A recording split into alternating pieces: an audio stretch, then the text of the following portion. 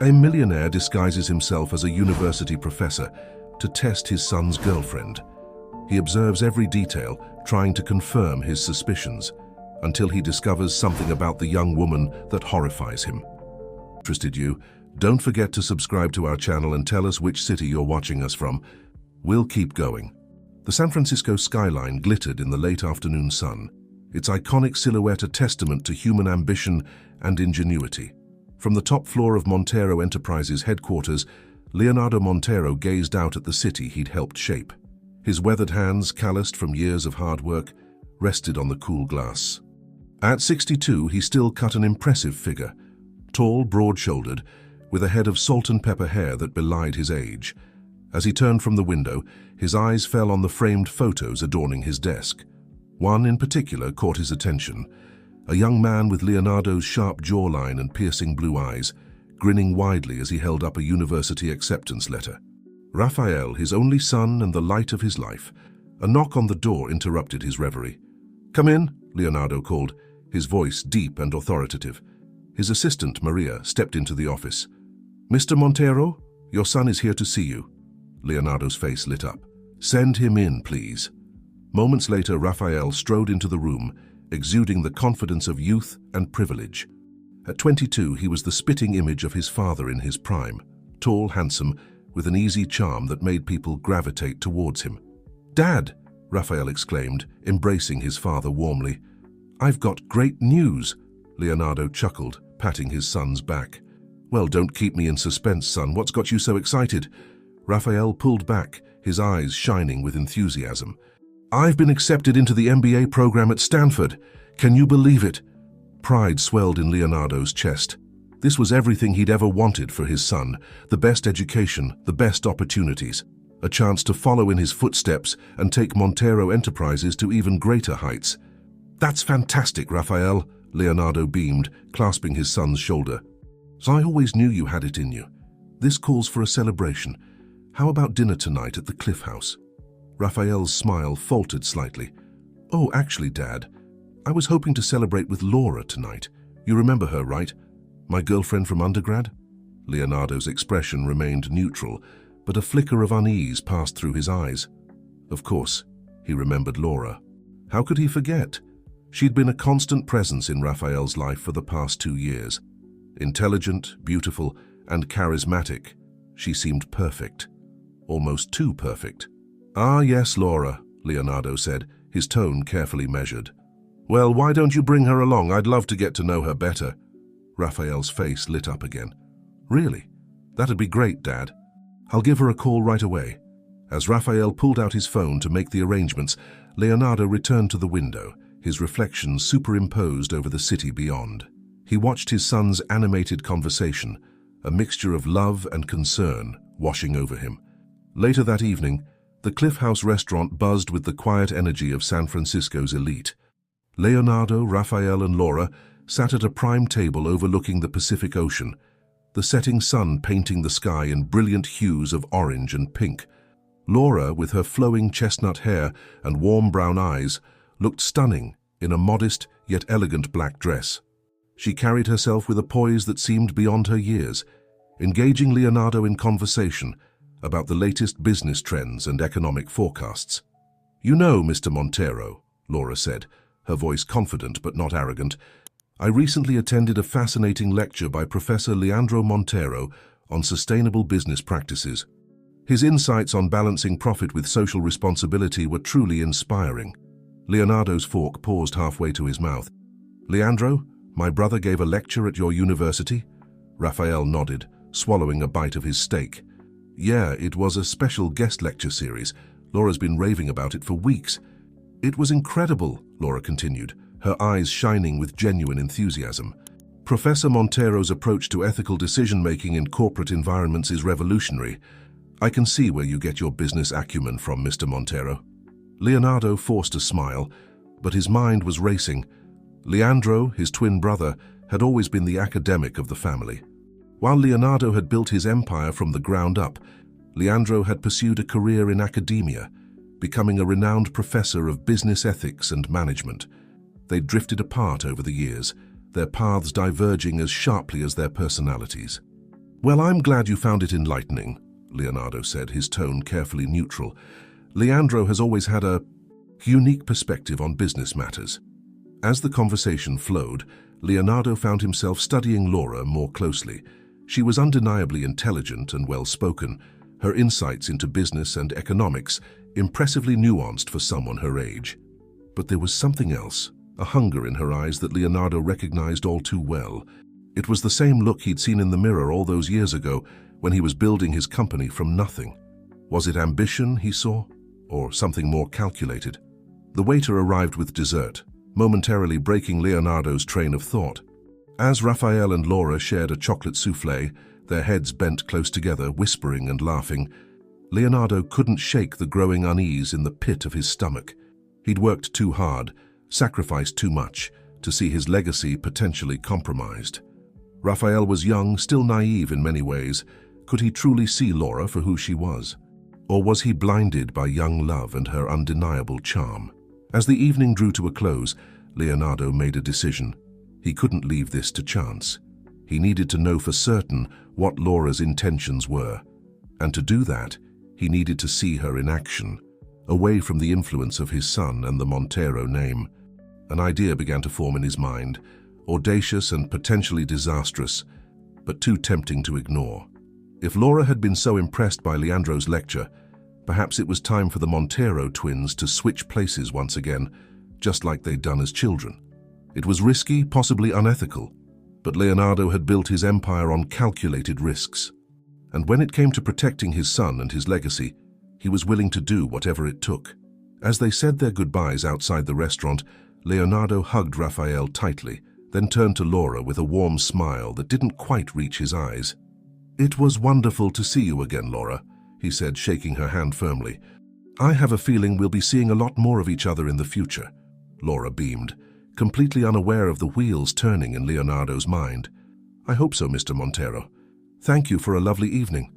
As he watched the young couple drive away, Leonardo pulled out his phone and dialed a number he hadn't called in years. "Leandro, it's Leo. We need to talk." "How do you feel about taking a sabbatical?" The following weekend found Leonardo Montero standing outside a modest craftsman-style house in Berkeley, his designer suit looking out of place in the laid-back neighborhood. He hesitated for a moment before ringing the doorbell, steeling himself for the conversation to come. The door swung open, revealing a face identical to his own, yet markedly different. Leandro Montero, despite being Leonardo's twin, had a softer countenance, his features relaxed by years of academic pursuit rather than the cutthroat world of business. His hair, while just as grey as Leonardo's, was longer and more disheveled. He wore a comfortable cardigan over a wrinkled button-down shirt, a far cry from Leonardo's impeccable tailoring. "Leo," Leandro said, his voice a mix of surprise and wariness. "It's been a while." Leonardo nodded, suddenly feeling like a teenager again, standing on his brother's porch. "Thanks for agreeing to see me, Leandro. May I come in?" Leandro stepped aside, gesturing for Leonardo to enter. The interior of the house was cluttered but cozy, with floor-to-ceiling bookshelves lining every wall. Stacks of papers and open textbooks covered nearly every surface. "Sorry about the mess," Leandro said, clearing some papers from the couch. "I wasn't expecting company." Leonardo sat down, his posture rigid compared to Leandro's relaxed slouch in a nearby armchair. "I appreciate you making time for me on such short notice." Leandro raised an eyebrow. "Well, when my estranged twin brother calls out of the blue asking to meet, it tends to pique one's curiosity." "What's this about, Leo?" Leonardo leaned forward, his elbows on his knees. "I need a favor, Leandro, a big one." "Of course you do," Leandro sighed, running a hand through his unruly hair. "I never were one for social calls. What is it this time?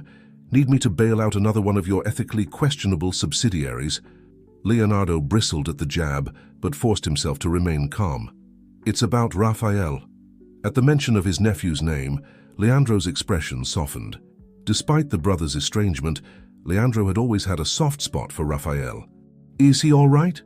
"He's fine," Leonardo assured him quickly. "More than fine, actually. He's just been accepted into Stanford's MBA program." A genuine smile spread across Leandro's face. "That's wonderful news. You must be proud." Leonardo nodded, a hint of a smile tugging at his lips. "I am. But there's a complication." Leandro's smile faded, replaced by a look of concern. What kind of complication? Leonardo took a deep breath, steeling himself. His girlfriend, Laura, I'm not sure about her intentions.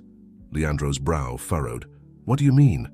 She's brilliant, charming, seems perfect in every way, Leonardo explained, his voice tight. But I can't shake the feeling that she might be more interested in the Montero fortune than in Raphael himself. Leandro leaned back in his chair, studying his brother. And what evidence do you have of this? Leonardo shifted uncomfortably. It's just a feeling, call it intuition. Ah yes, Leandro said dryly, the famous Montero intuition. The same intuition that led you to acquire that oil company right before the market crashed. Leonardo's jaw clenched. That was different. This is about family. Leandro sighed, pinching the bridge of his nose. All right, Leo. What does any of this have to do with me? Leonardo leaned forward, his eyes intense. I need to observe Laura in an academic setting, away from the influence of the Montero name. I need to see how she acts when she thinks no one's watching. Realization dawned on Leandro's face, quickly followed by disbelief. No, absolutely not. You can't be serious. I am, Leonardo pressed on. You're scheduled to teach a summer course on business ethics, aren't you? I need you to take a sabbatical. Let me take your place. Leandro stood up abruptly, pacing the cluttered living room. Have you lost your mind? You want me to let you impersonate me? A respected professor? To spy on your son's girlfriend? Leonardo rose as well, his voice urgent.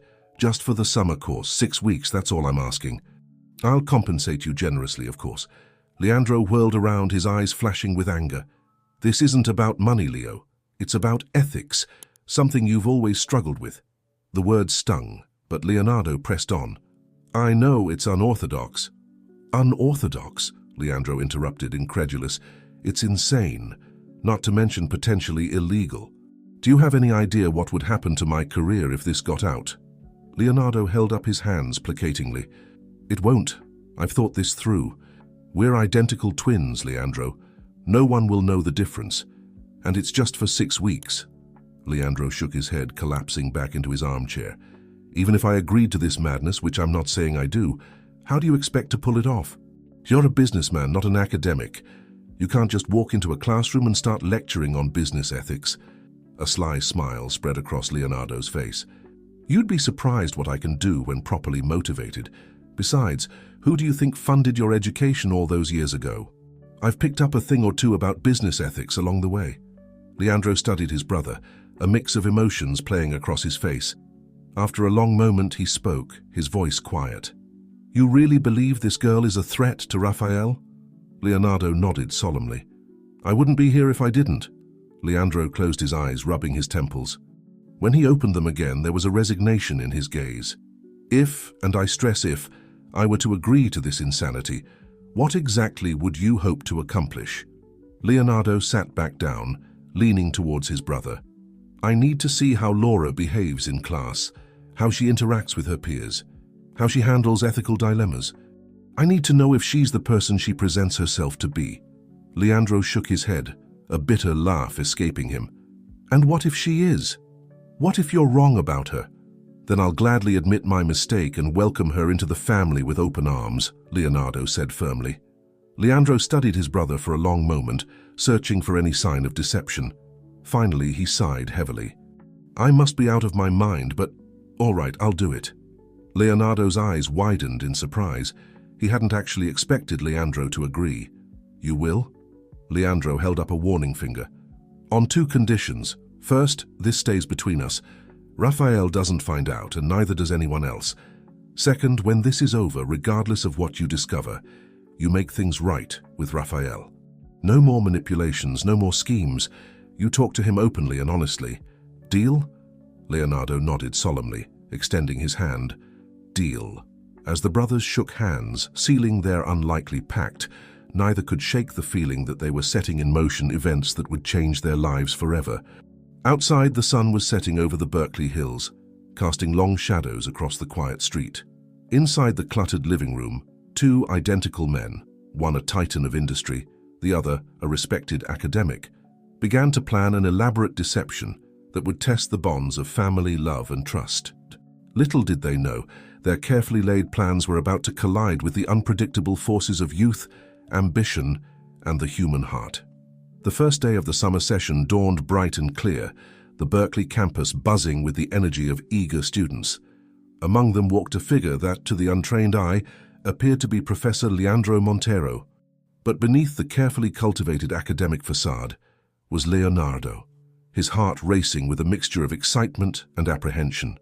He'd spent the past 2 weeks immersing himself in Leandro's world, poring over lecture notes, familiarizing himself with current academic theories, and practicing his brother's mannerisms.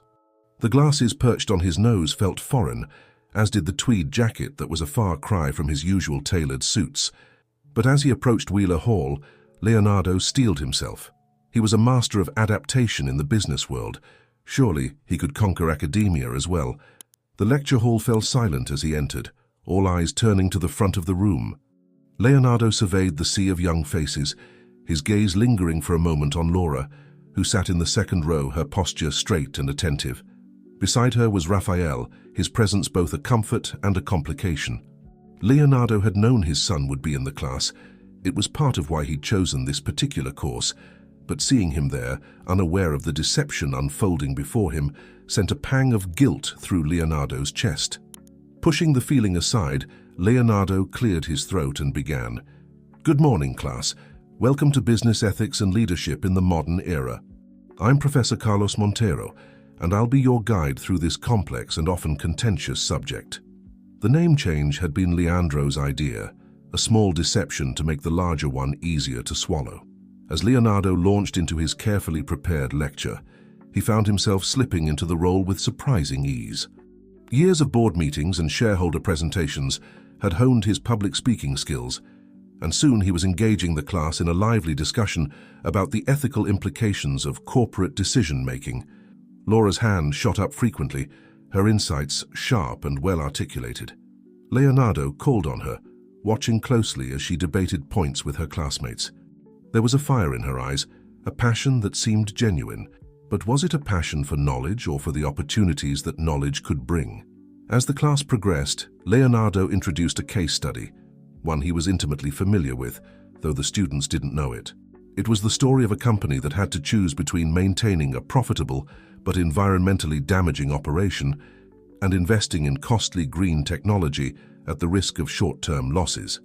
"What would you do in this situation?" he asked the class. "Remember, as leaders, your decisions affect not just the bottom line, but the lives of your employees, the community, and the environment." The discussion that followed was heated, with students passionately arguing both sides. Laura's contribution caught Leonardo's attention. "While the ethical choice might seem clear-cut, we have to consider the broader implications," she said, her voice clear and confident.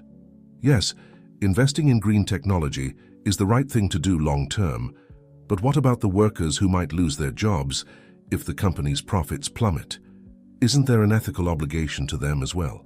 Perhaps a phased approach would be better, allowing the company to transition gradually while minimizing job losses." Leonardo nodded, impressed despite himself. "An excellent point, Ms. Alvarez," Laura supplied. "Laura Alvarez." "Ms. Alvarez," Leonardo repeated, filing away the information.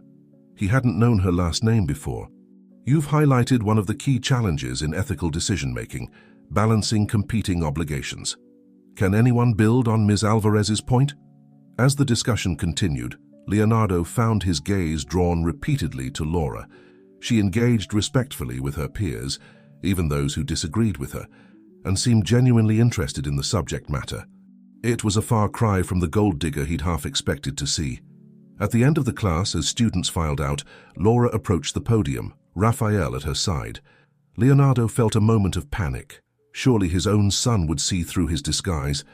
But Raphael showed no sign of recognition beyond polite interest. "Great lecture, Professor," he said, his arm casually draped over Laura's shoulders. "I'm looking forward to the rest of the course." "Thank you, Mr. Leonardo said, maintaining his facade. "Montero," Raphael replied with a smile. "Raphael Montero." Leonardo raised an eyebrow, feigning surprise. "Any relation to the industrialist?" Raphael's smile tightened almost imperceptibly.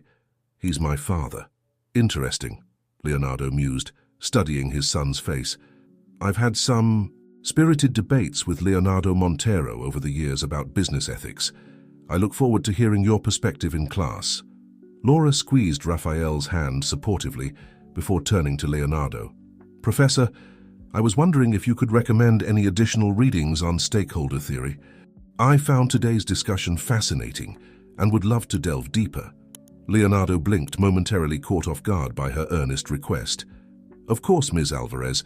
I'll compile a list and make it available to the whole class. It's always encouraging to see students so engaged with the material. As Laura and Raphael left the lecture hall, deep in conversation about the day's topics, Leonardo sat heavily in his chair.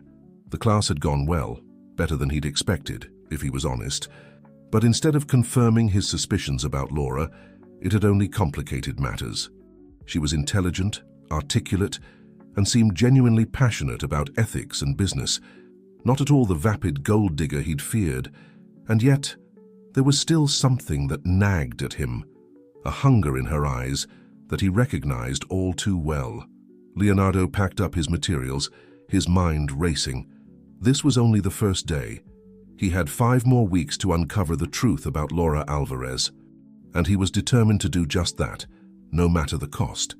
As he left Wheeler Hall, stepping into the warm California sunshine, Leonardo couldn't shake the feeling that he was walking a dangerous line. But it was too late to turn back now. The masquerade had begun, and he was committed to seeing it through to the end. Little did he know, his carefully constructed plan was already beginning to unravel, thread by delicate thread. As the weeks progressed, Leonardo found himself settling into an unexpected rhythm. The role of Professor Carlos Montero was becoming second nature, and he discovered a surprising enjoyment in the academic environment.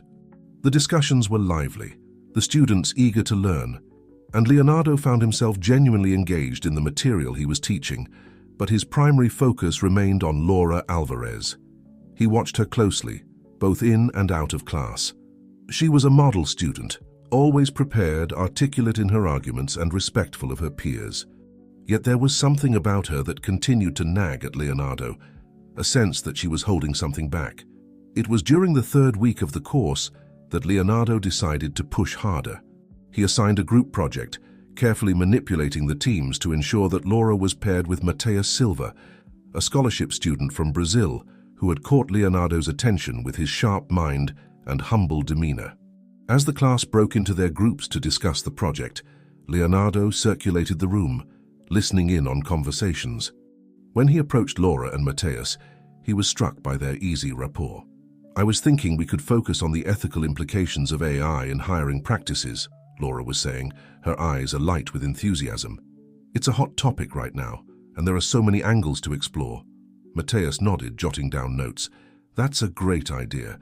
We could look at bias in algorithms, privacy concerns, the potential for discrimination. Exactly, Laura agreed. And we should consider the broader societal impacts too. What happens to human HR professionals if AI takes over? Is there an ethical way to balance efficiency with human judgment? Leonardo cleared his throat, making his presence known. An ambitious topic, he commented. How do you plan to address the potential benefits of AI in hiring? It's important to consider all sides of the issue. Laura and Mateus exchanged a glance before Laura spoke up. Of course, Professor. We were just getting started. We definitely want to present a balanced view. Good, Leonardo nodded. I'll be interested to see what you come up with. Don't forget to consider the perspective of the companies implementing these systems, not just the job seekers. As he walked away, Leonardo couldn't help but feel a twinge of admiration for Laura's quick thinking and Mateus's supportive demeanor. They made a good team, their strengths complementing each other well. Over the next few days, Leonardo observed Laura and Mateus working closely on their project. They spent hours in the library, heads bent together over laptops and stacks of books. Their dedication was impressive, but it also stirred an unexpected feeling in Leonardo: jealousy.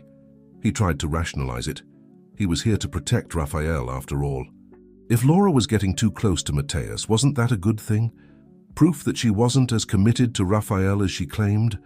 But deep down, Leonardo knew he was grasping at straws. There was nothing inappropriate about Laura and Mateus's interactions. They were simply two dedicated students working hard on a challenging project. One evening, as Leonardo was leaving his office late, he overheard a conversation that made him pause. "Laura, you're pushing yourself too hard," Mateus's voice drifted from a nearby study room. "When was the last time you got a full night's sleep?" "I'm fine, Mateus," Laura replied, her voice tinged with exhaustion.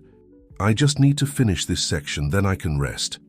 "You said that 2 hours ago," Mateus countered gently. "Look, I know how much this means to you, but you can't keep burning the candle at both ends. Between this project, your other classes, and your 2 jobs, it's too much." Leonardo's eyebrows shot up. 2 jobs? He hadn't known about that. Laura sighed heavily. "I don't have a choice. The scholarship covers tuition but not living expenses, and I refuse to ask Raphael for help. I need to do this on my own." "I understand," Mateus said softly. "Believe me, I do. But you're going to burn out at this rate. At least let me take on more of the workload for this project." "No way," Laura protested. "You're working just as hard as I am. We're in this together, remember?" There was a moment of silence, and Leonardo found himself holding his breath. "All right," Mateus finally conceded, "but promise me you'll get some rest soon. And Laura, you know you can always talk to me, right? About anything."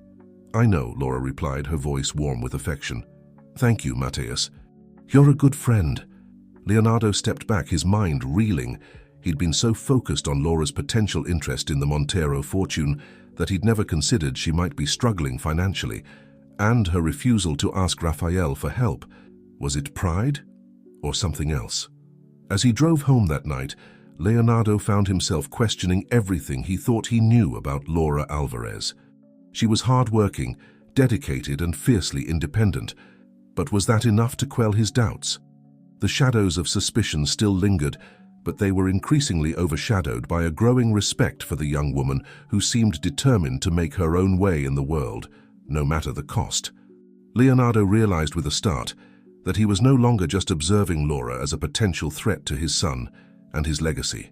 He was beginning to see her as a person in her own right, complex, flawed, and ultimately very human. As he pulled into his driveway, Leonardo couldn't shake the feeling that he was missing something crucial. The pieces of the puzzle were there, but they weren't fitting together the way he'd expected. Little did he know the true test was yet to come, and it would shake the very foundations of everything he thought he knew about Laura, Raphael, and himself. The summer session was halfway through, and the Berkeley campus hummed with the energy of students racing against time to complete their projects. In his borrowed office, Leonardo sat behind a desk cluttered with papers. His brother's glasses perched precariously on his nose as he reviewed the latest batch of student submissions. A knock on the door interrupted his concentration. "Come in," he called, expecting another student seeking guidance. To his surprise, it was Raphael who entered, his face a mask of careful neutrality. "Professor Montero, do you have a moment?" Leonardo's heart skipped a beat, but he maintained his composure. "Of course, Mr. Montero, please, have a seat." As Raphael settled into the chair across from him, Leonardo couldn't help but marvel at how much his son had grown. There was a newfound maturity in his eyes, a quiet confidence that hadn't been there before. "What can I do for you?" Leonardo asked, slipping fully into his role as Professor Carlos. Raphael leaned forward, his gaze intense. "I wanted to discuss the ethical implications of deception in business practices. Specifically, when someone in a position of power uses subterfuge to gather information about their employees or family members." Leonardo felt the blood drain from his face. Could Raphael know? Had he somehow seen through the disguise? He forced himself to remain calm, adopting a thoughtful expression. "An interesting topic. What particular aspect of this issue interests you?" "Let's say," Raphael began, his voice carefully controlled, "a CEO suspects one of his employees of having ulterior motives.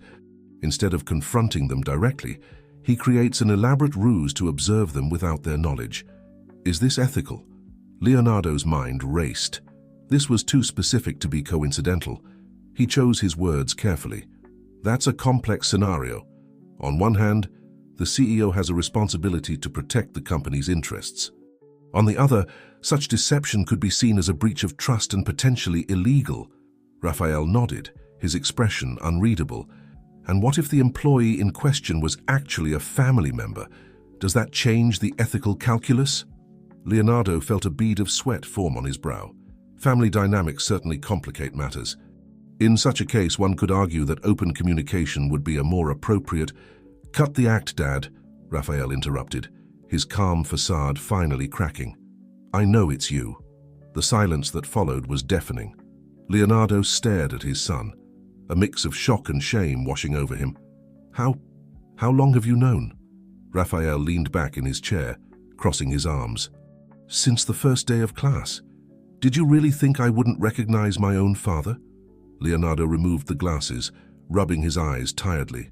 "I underestimated you, it seems." "Raphael, I can explain—" "Save it," Raphael cut him off. "I don't need your explanations. What I need is for you to understand how your actions affect others. Do you have any idea how it feels to watch your father masquerade as someone else, all to spy on the woman I love?" The pain in Raphael's voice was palpable, and Leonardo felt a wave of guilt wash over him. "I was trying to protect you," he said weakly. Raphael scoffed. "Protect me from what? From Laura? The hardest working, most ethical person I know? I had concerns." "Concerns?" Raphael's voice rose. "If you had concerns, you could have talked to me, to Laura. Instead, you concocted this elaborate scheme. Do you not trust me to make my own decisions?" Leonardo stood, moving around the desk to face his son directly. "Of course I trust you, Raphael. It's just, I've seen people taken advantage of before. I couldn't bear the thought of that happening to you." Raphael's anger seemed to deflate slightly, replaced by a weary sadness. "Dad, I'm not a child anymore. I'm capable of choosing who to let into my life. And Laura, she's incredible. If you'd taken the time to get to know her as yourself, instead of this Professor Carlos charade, you'd see that." Leonardo sank back against the desk, the weight of his actions finally hitting him. "You're right. I've made a terrible mistake. I let my fears cloud my judgment." "It's not just me you've hurt," Raphael said quietly. "What about Uncle Leandro? You've put his entire career at risk with this stunt." The mention of his brother sent another pang of guilt through Leonardo. "I'll make it right," he promised. "Somehow, I'll fix this." Raphael stood, shaking his head. "It's not that simple, Dad. Trust, once broken, isn't easily repaired." He moved towards the door, then paused, turning back. "For what it's worth, I understand why you did it. You were trying to protect me in your own misguided way. But this ends now. No more deceptions, no more schemes." As Raphael reached for the doorknob, Leonardo called out, "Wait, what? What are you going to tell Laura?" Raphael's hand stilled on the door. Without turning around, he said, "The truth, all of it. She deserves to know." With that, he left, leaving Leonardo alone in the borrowed office, surrounded by the remnants of his ill-conceived plan. As the door clicked shut, Leonardo slumped into his chair, his head in his hands. He had started this charade to protect his son, to safeguard his legacy. Instead, he had very nearly destroyed the thing he valued most, his relationship with Raphael. The irony wasn't lost on him. In his quest to uncover the truth about Laura, he had been forced to confront some uncomfortable truths about himself. As the afternoon sun slanted through the office windows, Leonardo Montero, titan of industry and self-made billionaire, felt utterly lost. He had navigated countless business crises, but this, repairing the damage he had done to his family, would be his greatest challenge yet. And somewhere on campus, Raphael was preparing to tell Laura the truth. Leonardo could only imagine how she would react. Would she be angry, hurt? Would she ever be able to forgive him? For the first time in years, Leonardo Montero found himself facing a future he couldn't predict or control, and it terrified him. The Berkeley Rose Garden was a riot of color and fragrance, a stark contrast to the turmoil in Laura Alvarez's mind. She sat on a bench, her hands clasped tightly in her lap, trying to process the bombshell Raphael had just dropped on her. "So let me get this straight," she said, her voice remarkably steady given the circumstances. "Professor Carlos is actually your father, Leonardo Montero, in disguise, and he's been pretending to be his own twin brother this entire time, to spy on me." Raphael nodded, his face a mask of shame and regret. "I'm so sorry, Laura. I should have told you sooner. I couldn't believe he'd go this far. I kept hoping he'd come to his senses." Laura stood abruptly, pacing in front of the bench. Her mind was reeling, replaying every interaction she'd had with Professor Carlos over the past few weeks. The probing questions, the scrutiny, the way he always seemed to be watching her. It all made a twisted kind of sense now. "I can't believe this," she muttered. "All this time, I've been pouring my heart out in those ethics discussions, thinking I was impressing a respected professor. And it was all just a test? A way to see if I was good enough for the great Montero family?" Raphael reached for her hand, but she pulled away. "It wasn't like that, Laura. My father, he has trust issues.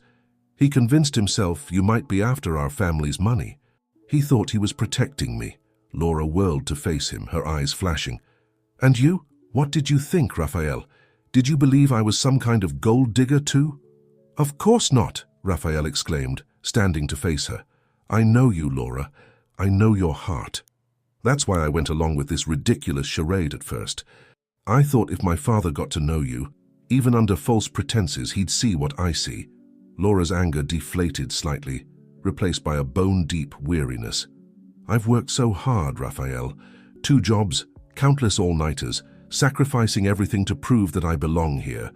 And all this time your father was just waiting for me to slip up, to reveal some hidden agenda."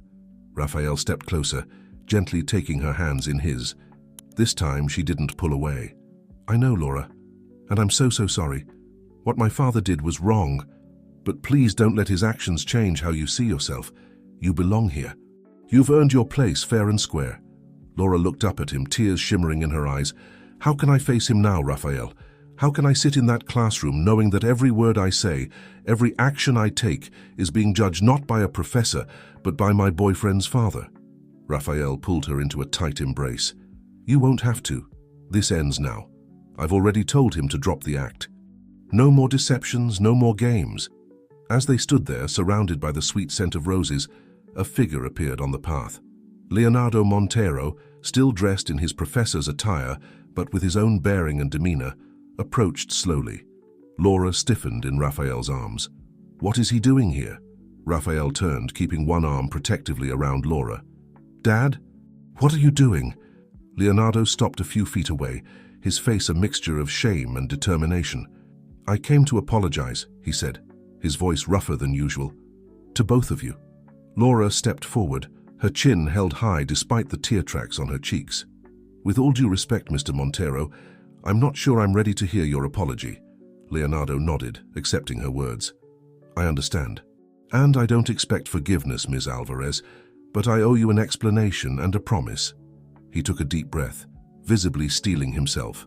"I've spent my life building an empire, protecting it from those who would take advantage.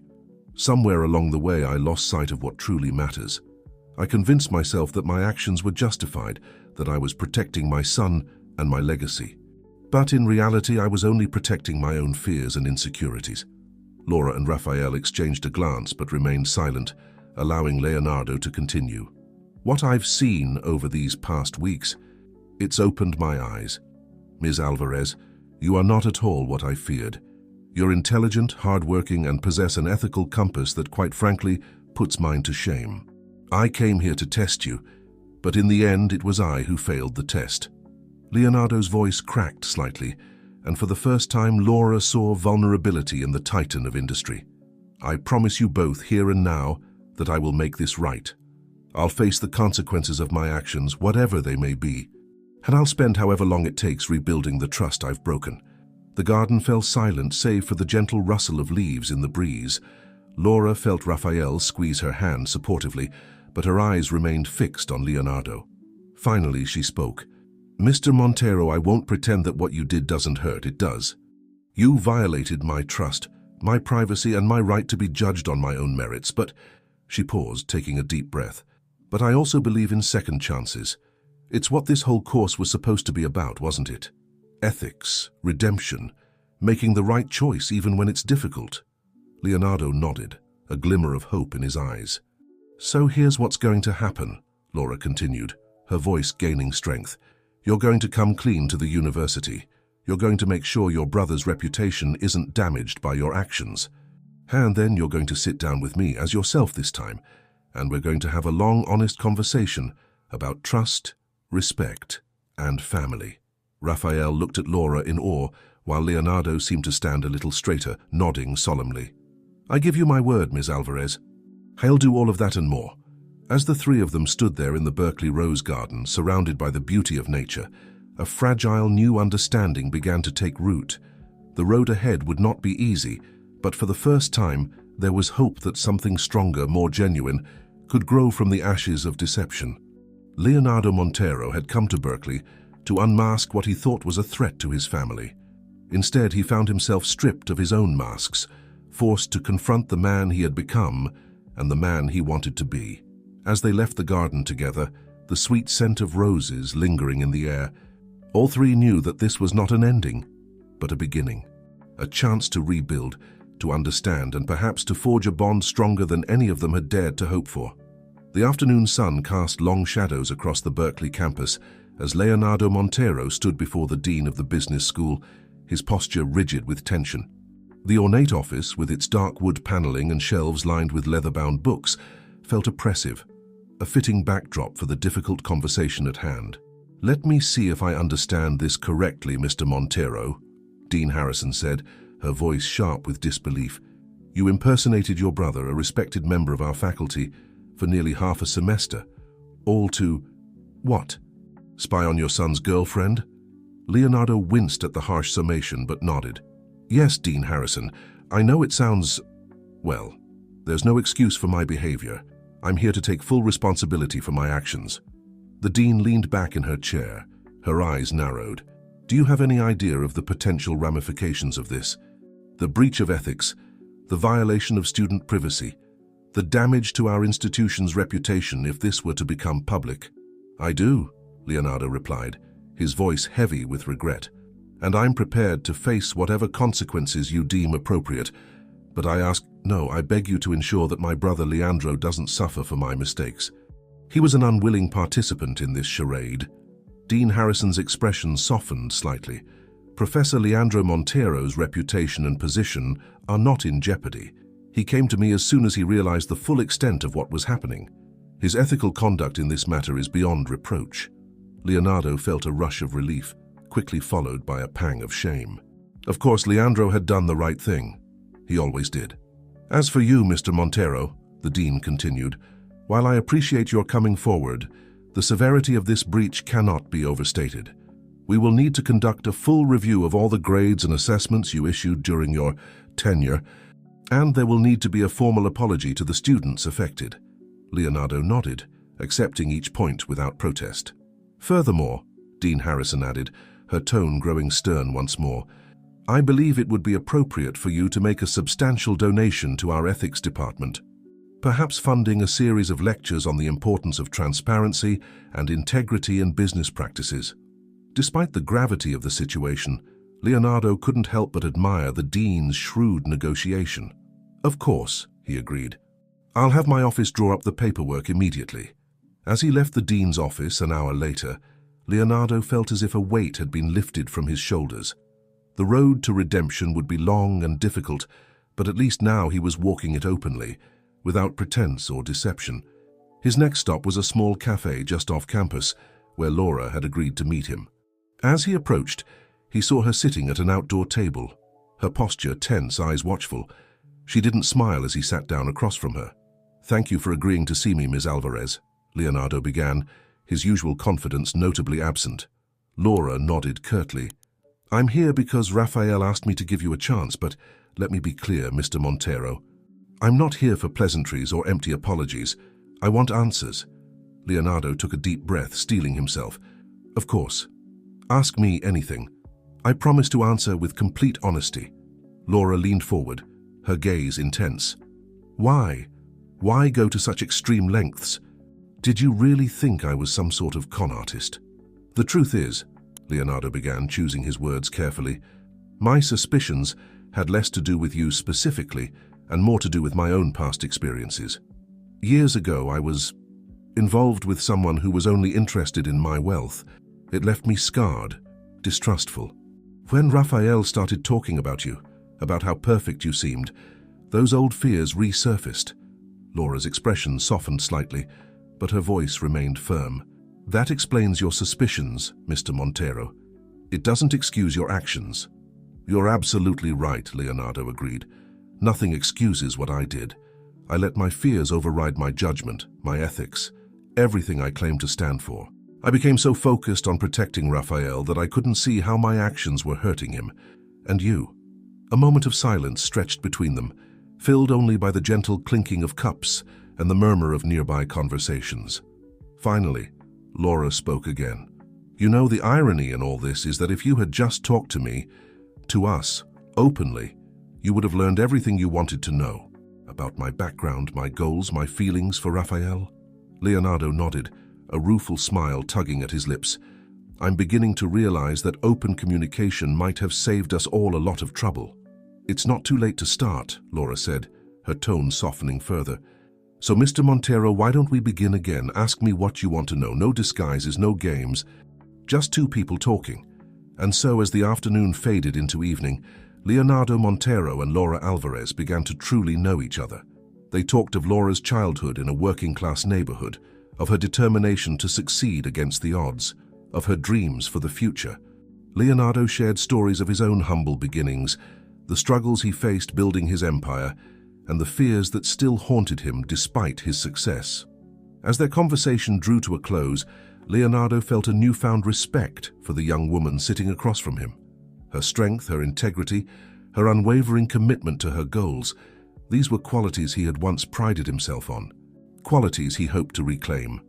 Ms. Alvarez, Laura, he said as they stood to leave, I want you to know that I see now how wrong I was, not just in my actions, but in my assumptions. You are an extraordinary young woman, and Raphael is lucky to have you in his life. Laura smiled, a genuine warmth in her eyes for the first time. Thank you, Mr. Montero. I appreciate that. And I hope that moving forward, we can build a relationship based on mutual respect and trust. As they parted ways, Leonardo felt a glimmer of hope.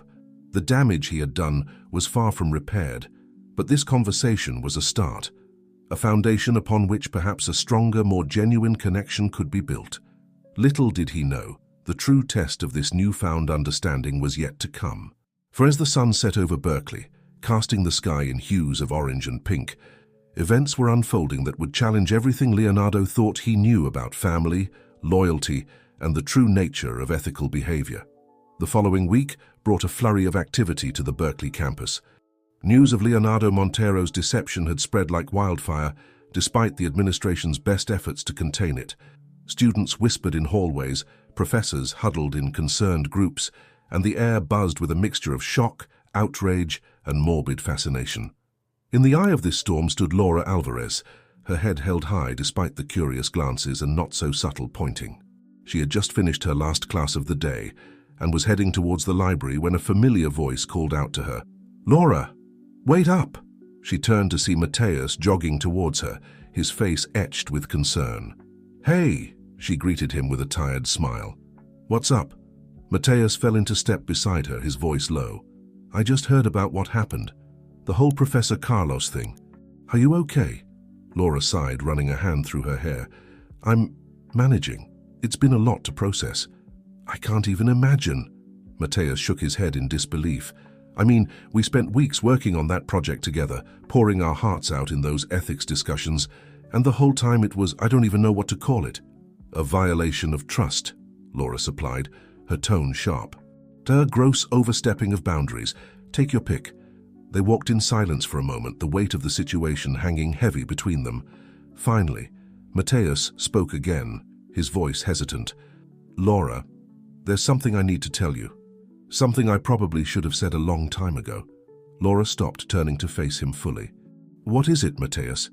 He took a deep breath, his eyes meeting hers with a mixture of guilt and determination.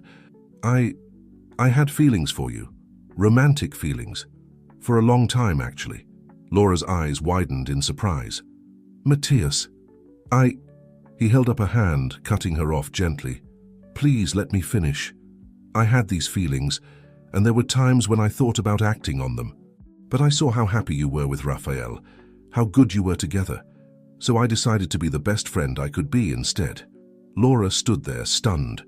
Of all the revelations she'd faced in the past week, this one blindsided her completely. Mateus continued, his voice growing stronger. I'm telling you this now because I want you to understand something. Mr. Montero wasn't entirely wrong to be concerned about people's intentions towards you and Rafael. There are always those who might try to take advantage, but he was wrong about you, Laura. And he was wrong about how to handle his concerns. Laura felt tears prickling at the corners of her eyes. Mateus, I had no idea. I'm so sorry if I ever... No, Mateus interrupted, a small smile on his face.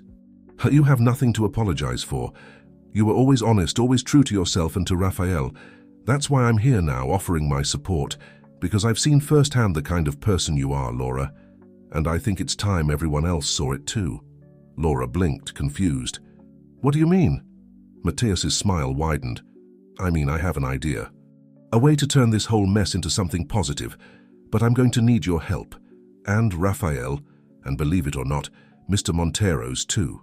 As Mateus outlined his plan, Laura felt a spark of excitement ignite within her.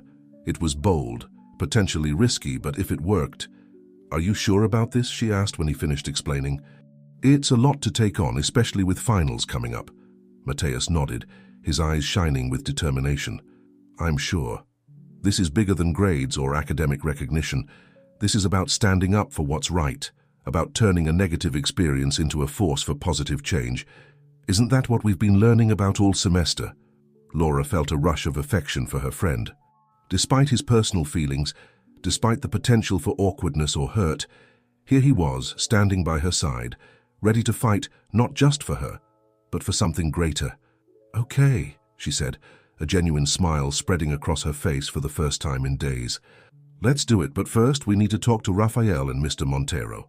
This only works if everyone's on board. As they set off across campus, a new energy in their steps, Laura couldn't help but marvel at the unexpected turns life could take. A week ago, she had felt betrayed, angry, unsure of her place in the world. Now, she was embarking on a project that could potentially change the face of business ethics education at Berkeley and beyond. The sun was setting as they reached Rafael's apartment, casting a warm glow over the campus. As Laura knocked on the door, Mateus by her side, she felt a surge of hope. Whatever challenges lay ahead, she knew she wasn't facing them alone. Little did Laura and Mateus know their conversation had not gone unnoticed. In the shadows of a nearby building, a figure had been watching, listening. As the two friends disappeared into Rafael's apartment, the observer pulled out a phone, fingers flying over the keys. The message was brief. It's happening. They're making their move. What are your orders? The response came almost immediately. Watch and wait. Report any developments. Do not intervene unless absolutely necessary. As night fell over Berkeley, the pieces of a much larger game were slowly falling into place. A game that would test the limits of trust, ethics, and the bonds of family and friendship. And at the center of it all, unknowingly, stood Laura Alvarez, Rafael Montero, and the unlikely alliance they were about to forge. The living room of Rafael's apartment buzzed with nervous energy as Laura and Mateus finished outlining their plan. Rafael paced back and forth, running a hand through his hair, while Leonardo sat in an armchair, his expression unreadable. Let me get this straight, Rafael said, pausing in his pacing. You want to turn this whole fiasco into a case study on business ethics? And you want all of us to participate? Laura nodded, her eyes bright with determination. Exactly. We take what happened, the deception, the consequences, the lessons learned, and we turn it into a teaching tool, something that can help future business leaders understand the real-world implications of ethical decision-making. Leonardo leaned forward, his brow furrowed. And you want me to be a part of this? To publicly admit to my mistakes? Yes, Mr. Montero, Mateus chimed in. Your perspective is crucial. This isn't about public shaming or punishment. It's about learning, growth, and redemption. A heavy silence fell over the room as Leonardo considered the proposal. Finally he spoke, his voice tinged with a mixture of resignation and respect. You know, when I started this ill-conceived plan, I thought I was protecting my family and my legacy. I never imagined it would lead to this. He stood up, pacing slowly. A case study on ethics, using my own failures as the centerpiece. It's audacious, I'll give you that. He turned to face the group, a glimmer of his old confidence returning. But if there's one thing I've learned in business, It's that sometimes the boldest moves yield the greatest rewards. Raphael stepped closer to his father, hope dawning in his eyes. "Dad, are you saying—" Leonardo nodded, a wry smile tugging at his lips. "I'm saying yes. If I'm going to face the consequences of my actions, I might as well do it in a way that can benefit others.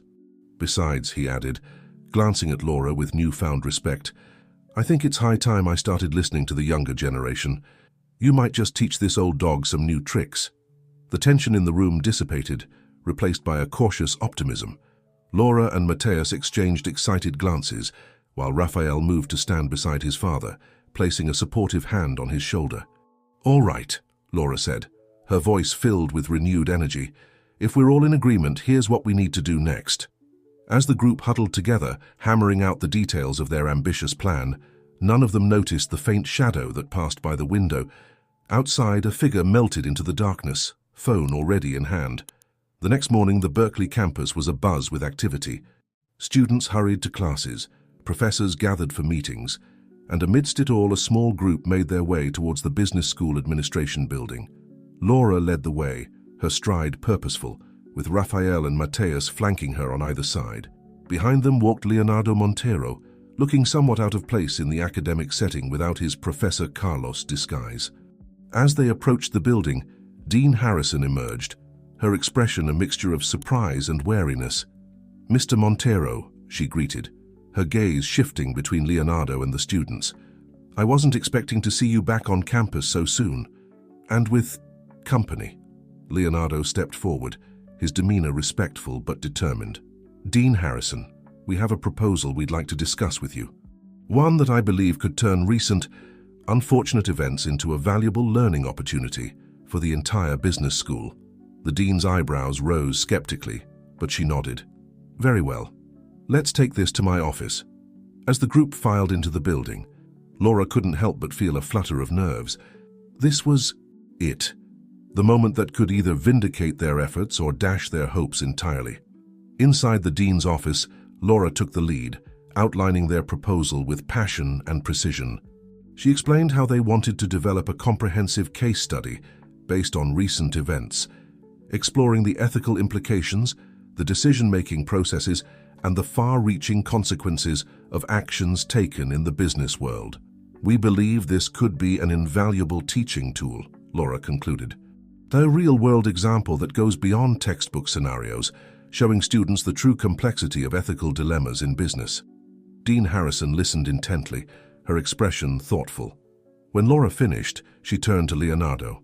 "And you, Mr. Montero, you're willing to participate in this exposé of your actions?" Leonardo nodded solemnly. "I am, Dean Harrison. I've come to realize that true leadership means owning up to one's mistakes and using them as opportunities for growth, not just for oneself, but for others as well." The dean leaned back in her chair, considering. The silence stretched on, tension building in the room. Finally, she spoke. "It's an ambitious proposal, I'll give you that. And not without risk." She paused, her gaze sweeping over the group. "But then again, the greatest advancements in education often come from taking calculated risks." Laura felt her heart leap as a smile spread across the dean's face. "All right," Dean Harrison said, sitting up straighter. "You have my provisional approval, but I want to be involved every step of the way. We'll need to establish clear guidelines, ensure all parties are protected, and make sure this case study meets the highest academic standards." The room erupted in relieved smiles and excited murmurs. As they began to discuss the next steps, Laura caught Raphael's eye, sharing a moment of triumph. They had done it. They had taken a painful, divisive situation and turned it into an opportunity for growth and learning. As the meeting wrapped up and they prepared to leave, Dean Harrison called out, "Oh, and Ms. Alvarez?" Laura turned, curious. "Yes, Dean Harrison?" The older woman's eyes twinkled with approval. "Excellent work. You've shown remarkable leadership and initiative. I think you have a bright future ahead of you in the world of business ethics." Laura felt a warmth spread through her chest at the praise. As they left the office, she realized that this project was more than just a way to make amends or prove a point. It was the beginning of something bigger, a chance to make a real difference in how future business leaders approached ethical decision-making. Little did they know as they walked out into the sunlight, filled with hope and determination, that their actions had set in motion a chain of events that would reach far beyond the walls of Berkeley. For in the shadows, watching and waiting, were those who saw this new development not as an opportunity for redemption, but as a threat to be eliminated at all costs. The game was far from over. In fact, it was only just beginning. As the sun dipped below the horizon, casting long shadows across the Berkeley campus, a solitary figure made their way through the darkening pathways. The hood of their jacket was pulled low, obscuring their face from the few students still milling about.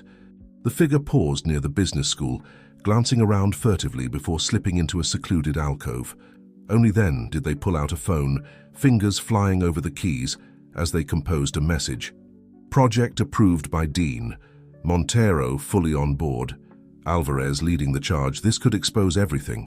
The response came almost immediately. Understood. Initiate containment protocol. Use any means necessary but maintain deniability. We cannot afford for this to see the light of day. The figure pocketed the phone, a grim determination settling over them. As they melted back into the shadows, the weight of their mission hung heavy in the air.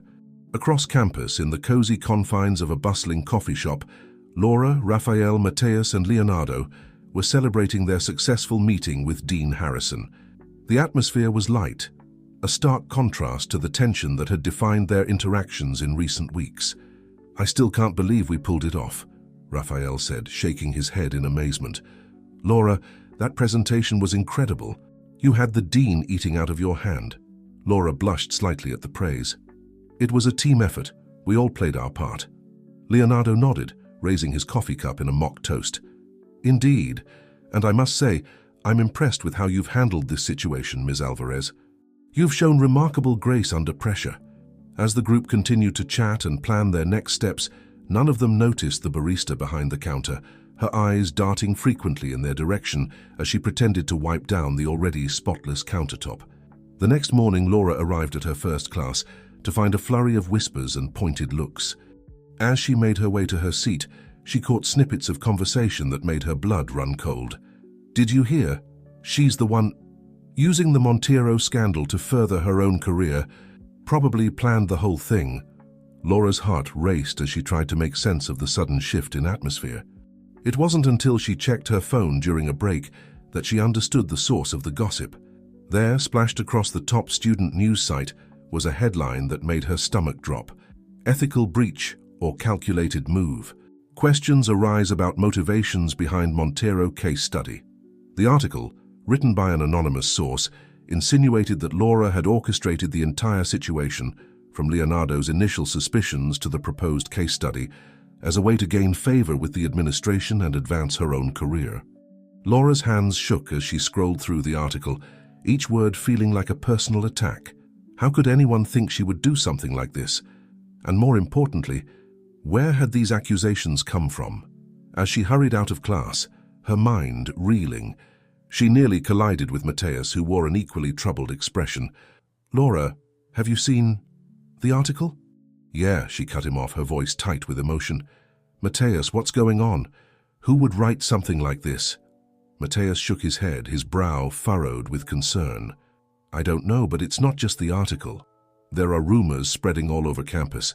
Someone's really trying to discredit you and the project." Laura leaned against the wall, suddenly feeling overwhelmed. "But why? We're trying to do something good here, something that could really make a difference. Maybe that's exactly why," Mateus mused, his voice low. "Think about it, Laura. This case study, it's not just about Leonardo Montero's actions. It's about ethics in the entire business world. Who knows what other skeletons might come tumbling out of closets if people start really examining their ethical practices." Laura's eyes widened as the implications sank in. "You think someone's trying to stop us? But who would have that kind of power, that kind of reach?" Before Mateus could respond, Laura's phone buzzed with an incoming call. It was Raphael. "Laura, are you okay?" His voice was filled with concern. "I just saw the article. It's complete nonsense, of course, but—" "I'm fine," Laura assured him, though her voice betrayed her uncertainty. "But Raphael, I think there's more going on here than just some malicious gossip. Can you meet us? We need to talk." As Laura hung up, she caught sight of a figure watching her from the end of the hallway, but when she blinked, they were gone, leaving her to wonder if the stress was making her paranoid. Little did she know, the figure was very real, and their presence marked the beginning of a dangerous game of cat and mouse. For as Laura and her friends worked to bring truth and transparency to the world of business ethics, there were those who would stop at nothing to keep their secrets buried. The shadows were closing in, whispers turning to threats, and Laura found herself at the center of a storm she never saw coming. But as she squared her shoulders and set off to meet Raphael, there was a fire in her eyes that spoke of determination. She had faced doubts and overcome them before. She would do so again. For Laura Alvarez, this was no longer just about clearing her name or even about the case study. This was about standing up for what was right no matter the cost. And she was ready for whatever challenges lay ahead. As she walked across campus, the late afternoon sun casting long shadows, Laura couldn't shake the feeling that she was being watched. But instead of fear, she felt a surge of resolve. Whatever forces were aligning against them, she knew one thing for certain: the truth would come to light. It had to. The sun had long since set over Berkeley, when Laura, Raphael, Mateus, and Leonardo gathered in the dimly lit corner of a quiet off-campus cafe. The day's events had left them all shaken, and the weight of unspoken concerns hung heavy in the air. Laura sat with her hands wrapped around a steaming mug of tea, her eyes distant. "I just don't understand," she said, breaking the tense silence. "Who would go to such lengths to discredit us, and why?" Raphael reached out, placing a comforting hand over hers. "We'll figure it out, Laura. Whoever's behind this, they don't know who they're messing with." Leonardo, who had been uncharacteristically quiet, finally spoke up. "I'm afraid I might have an idea of who's behind this," he said, his voice grave. "And if I'm right, we're dealing with something much bigger than we anticipated." All eyes turned to him, a mixture of curiosity and apprehension on their faces. "Years ago," Leonardo began, leaning in and lowering his voice, "I was involved in a business deal with a group of investors. It was a lucrative opportunity, but as we got deeper into negotiations, I began to suspect that not everything was above board." He paused, taking a sip of his coffee before continuing. "I started asking questions, digging into the backgrounds of some of the key players. That's when things got complicated. I received warnings, veiled threats. It became clear that these people had connections in high places and weren't afraid to use them." Mateus's eyes widened. "What did you do?"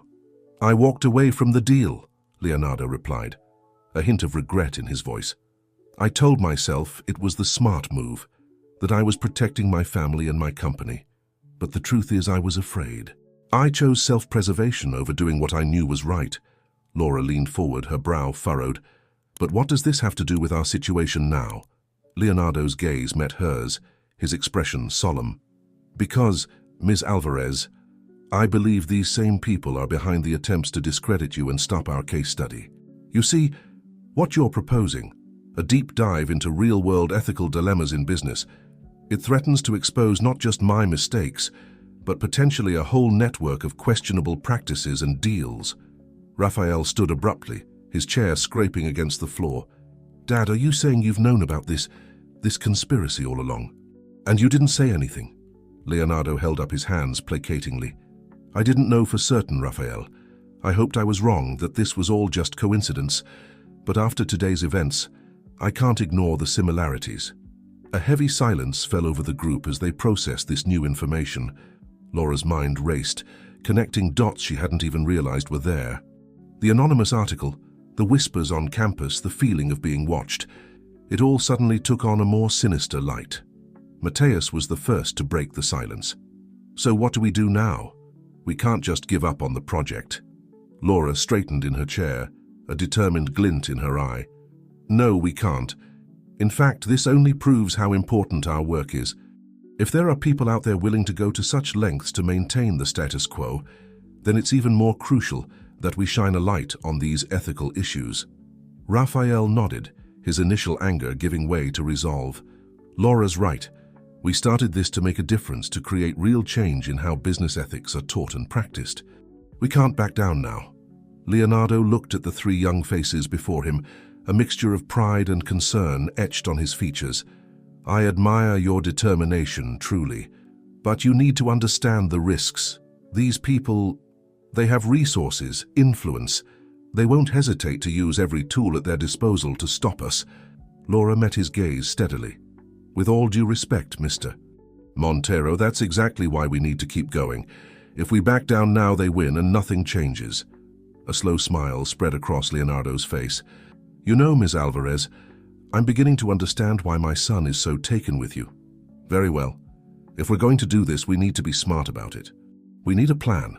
As the group huddled closer, their voices low and intense, they began to formulate a strategy. They would need allies, evidence, and above all, a way to protect themselves from the unseen forces working against them. Outside the cafe, a figure lingered in the shadows, watching the animated discussion through the window. They pulled out a phone, fingers flying over the keys. Meeting in progress. Montero has joined their side, awaiting further instructions. The response came swiftly. Escalate. It's time to show them what they're really up against. As the figure melted back into the darkness, the four inside the cafe remained oblivious to the storm that was brewing. They had taken their first steps down a path that would challenge everything they thought they knew about power, ethics, and the true cost of doing the right thing. Little did they know, their decision to press forward would set in motion a chain of events that would shake the foundations of the business world and test the limits of their courage, integrity, and trust in each other. The game had changed, and the stakes were higher than ever. But for Laura, Rafael, Mateus, and Leonardo, there was no turning back. The truth had to come out, no matter the cost. The early morning mist still clung to the Berkeley campus as Laura made her way towards the business school. Despite the early hour, her mind was already racing, replaying the conversation from the previous night and mapping out their next moves. As she approached the building, a familiar figure emerged from the shadows, causing her to start. "Professor Leandro?" Laura exclaimed, recognizing Leonardo's twin brother. "What are you doing here so early?" Leandro Montero stepped forward, his face etched with concern. "Ms. Alvarez, I'm glad I caught you. We need to talk." Laura's guard immediately went up. After everything that had happened, she wasn't sure who to trust anymore. "About what, Professor?" Leandro glanced around furtively before speaking in a low voice. "I know about the case study you're working on and the complications you've been facing. I want to help." Laura studied him carefully, searching for any sign of deception. "Why?"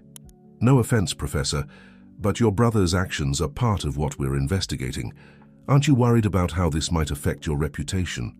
A wry smile tugged at Leandro's lips. "Ms. Alvarez, I've spent my entire career advocating for ethical business practices.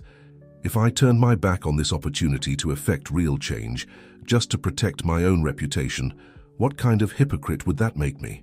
His words rang true, and Laura felt some of her suspicion melt away. "All right, Professor, what did you have in mind?" As Leandro outlined his ideas, Laura felt a glimmer of hope. With his insider knowledge of both academia and the business world, Leandro could be a powerful ally in their quest for truth. Their conversation was interrupted by the buzz of Laura's phone. It was a text from Mateus. "Emergency meeting, Dean's office, now." Laura's heart raced as she showed the message to Leandro. Without a word, they both hurried towards the administration building. When they arrived, they found Rafael and Mateus already waiting outside the Dean's office, their faces grim. "What's going on?" Laura asked, breathless from their quick pace. Before either could answer, the door opened and Dean Harrison emerged, her expression unreadable. "Ah, Ms. Alvarez, Professor Montero, good, you're here. Please, all of you, come in." As they filed into the office, Laura's eyes widened in surprise. Leonardo was already there, along with two people she didn't recognize, a stern-looking woman in a crisp suit and a younger man who seemed vaguely familiar. Dean Harrison closed the door behind them, her voice solemn as she made introductions. "Everyone, this is Ms. Victoria Hawthorne from the University Board of Regents and Mr. Jason Chen, a representative from the Ethics Committee of the National Business Association." Laura's mind reeled. The Board of Regents? The National Business Association? This was bigger than she had imagined. Ms. Hawthorne spoke first, her voice sharp. "We've called this meeting to address the situation surrounding your proposed case study. It has come to our attention that this project may be causing significant disruption to the academic environment." Mr. Chen nodded in agreement. "Moreover, There are concerns about the potential impact on the reputations of both the university and several prominent business figures. Laura felt her heart sink. This was it. They were going to shut down the project before it even really began. But then, to everyone's surprise, Leonardo stepped forward. "If I may," he said, his voice steady, "I believe I can shed some light on why this project is not just important, but necessary." All eyes turned to him as he recounted the story he had shared with Laura and the others the night before, the shady deal he had walked away from, the veiled threats, the network of questionable practices that extended far beyond any one company or individual. As he spoke, Laura watched the faces of those around her. Dean Harrison looked shocked, Ms. Hawthorne skeptical, and Mr. Chen, was that a flicker of recognition in his eyes? When Leonardo finished, silence hung heavy in the room. It was Leandro who broke it, stepping forward to stand beside his brother. "I can vouch for the veracity of my brother's story," he said. "And I can attest to the integrity and importance of the work these students are doing." Dean Harrison turned to Laura, her expression thoughtful. "Ms. Alvarez, in light of this new information, what do you propose?" Laura took a deep breath, feeling the weight of the moment. "I propose that we move forward with the case study, but with expanded scope. This isn't just about one incident or one company anymore. It's about shining a light on systemic issues in business ethics, education, and practice." She turned to Ms. Hawthorne and Mr. Chen. "I understand your concerns about reputation and disruption, but isn't the purpose of education to challenge us, to make us uncomfortable sometimes? If we shy away from difficult truths, how can we ever hope to create real change?" The room fell silent again as her words sank in. Laura held her breath, acutely aware that everything they had worked for hung in the balance. Finally, Ms. Hawthorne spoke. "You make a compelling argument, Ms. Alvarez, but this project will need oversight, structure. It can't be allowed to devolve into a witch hunt or a sensationalized exposé." Mr. Chen nodded in agreement. "If we do this, it needs to be done right, with proper safeguards and peer review." Dean Harrison looked around the room, a slow smile spreading across her face. "Well, it seems we have our work cut out for us. Ms. Alvarez, Mr. Montero, Mr. Silva, are you prepared for the challenge ahead?" "This won't be easy." Laura exchanged glances with Raphael and Mateus, seeing her own determination mirrored in their eyes. "We are ready," she said firmly. As the meeting adjourned and people began to file out, Laura couldn't shake the feeling that this was just the beginning. They had won this battle, but the war was far from over. Outside the office, she overheard a snippet of conversation between Mr. Chen and Ms. Hawthorne. "Need to inform the others," Chen was saying in a low voice. "This could change everything." Hawthorne's response was too quiet to make out, but the serious look on her face sent a chill down Laura's spine. As she walked out into the sunlight, Laura's mind raced with questions. Who were the others? What exactly could change everything? And most importantly, now that they had official backing for their project, what forces might align against them? One thing was certain: the path ahead was fraught with challenges and unknown dangers. But as Laura looked at the determined faces of her friends and newfound allies, she felt a surge of hope. Whatever came next, they would face it together. The real work was just beginning, and Laura Alvarez was ready to change the world of business ethics, one hard truth at a time. The following weeks saw a flurry of activity as Laura, Raphael, and Mateus dove headfirst into their expanded case study. The business school buzzed with a newfound energy, as students and faculty alike became caught up in the project's momentum. Laura found herself at the center of it all, coordinating interviews, analyzing data, and piecing together a complex web of connections that stretched far beyond the walls of Berkeley. Late one evening, as she pored over a stack of financial reports in the library, she felt a presence behind her. "Burning the midnight oil, Ms. Alvarez?" Laura turned to find Jason Chen, the representative from the National Business Association, standing there with an enigmatic smile. "Mr. Chen," she greeted, trying to mask her surprise. "I didn't realize you were still on campus." He shrugged, pulling up a chair. "I've been assigned to oversee the project. Thought I'd check in on your progress." As they discussed the case study, Laura couldn't shake a nagging feeling that there was more to Chen's interest than mere oversight. His questions were probing, his knowledge of certain business dealings surprisingly detailed. "You know," Chen said casually as he stood to leave, "you might want to look into the Meridian Group. They have Interesting connections to some of the companies you're investigating. Laura's eyes narrowed. The Meridian Group. I haven't come across them in my research. Chen's smile didn't quite reach his eyes. No, I don't suppose you would have. Good night, Ms. Alvarez. Do be careful on your way home. It's dark out there. As he walked away, Laura felt a chill run down her spine. Was that friendly advice or a veiled threat? The next day, Laura shared her encounter with Rafael and Mateus over lunch. I don't trust him, Rafael said, his voice low. Something about Chen just feels off. Mateus nodded in agreement. And this Meridian Group he mentioned? I did some digging. They're like ghosts. No public records, no online presence. It's like they don't exist. Laura leaned in, her voice barely above a whisper. Or they don't want to be found. Guys, I think we're onto something big here. But we need to be careful. If Chen is involved somehow... Their conversation was interrupted by the arrival of Leonardo and Leandro Montero. The brothers had become invaluable allies in the project, their combined knowledge of business and academia providing crucial insights. We may have a problem, Leonardo said without preamble, sliding into a seat. There's been some pushback from certain quarters. People are getting nervous about what your investigation might uncover. Leandro nodded gravely. We've received some thinly veiled warnings. Nothing explicit, but the message is clear. There are powerful people who want this project shut down. Laura felt a mixture of fear and determination course through her. All the more reason to keep going, she said firmly. We're close to something, I can feel it. As the group discussed their next steps, none of them noticed the figure watching from across the cafeteria, phone in hand. Later that afternoon, Laura found herself in Dean Harrison's office, presenting their latest findings. The dean listened intently, her brow furrowed in concentration. This is explosive stuff, Ms. Alvarez, she said when Laura finished. If even half of what you're suggesting is true, it could reshape the entire landscape of business ethics education. Laura nodded, her voice passionate. That's exactly why we need to see this through, Dean Harrison. This isn't just about one company or one ethical lapse. It's about systemic issues that have been ignored for far too long. The dean studied Laura for a long moment before speaking. You remind me of myself at your age, you know. That same fire, that determination to change the world. She sighed, a hint of sadness in her eyes. Just be prepared, Laura. The higher you climb, the harder they'll try to knock you down. As Laura left the office, her mind whirling with everything they'd uncovered and everything still left to do, she nearly collided with a tall, distinguished-looking man she didn't recognize. Oh, I'm so sorry, she apologized, steadying herself. The man smiled, but there was something cold in his eyes.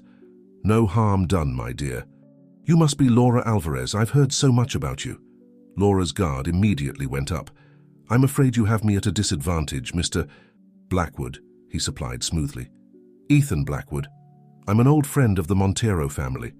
I understand you've been working closely with Leonardo on a rather interesting project. Warning bells went off in Laura's head. There was something about Blackwood's tone, the way he looked at her, that set her on edge. It's been an enlightening experience, she said carefully. Blackwood's smile widened, but it didn't reach his eyes. Oh, I'm sure it has.